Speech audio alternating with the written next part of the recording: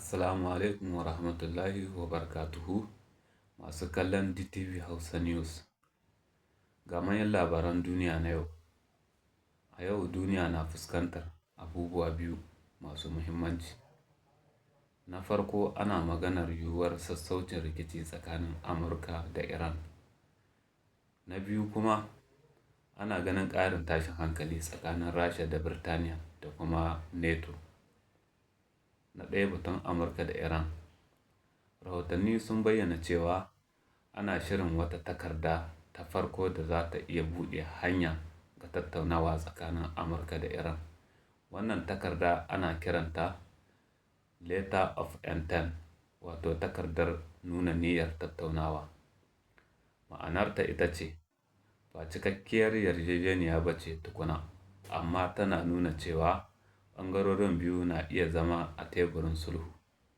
Idan haka ta tabbata, ana sa ran a fara tattaunawa na kwanaki 30 kan shirin nukiliyar Iran, wato yadda Iran ke amfani da makamashin nukiliya da abin da ƙasashen duniya ke buƙata, da kuma mashigin ruwa na Hormuz, wata muhimmiyar hanya ta ruwa da jiragen mai da kasuwanci ke bi.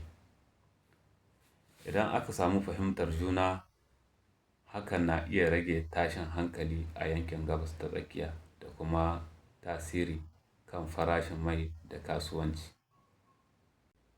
Tashin hankali tsakanin Rasha da Birtaniya. A wani labari kuma, an samu ƙarin takun saƙa tsakanin Rasha da Birtaniya a yankin Black Sea. Rahotanni sun ce wani jirgin leƙen asirin Birtaniya mai suna RC-135W yana sintiri a sararin samaniya domin tattara bayanai, sai jiragen yaƙin Rasha Su-27 da Su-30 suka tare shi. An ce jiragen Rasha sun kusanci jirgin sosai. An ce an kunna wasu tsarin gaggawa a wani lokaci, autopilot ya tsaya.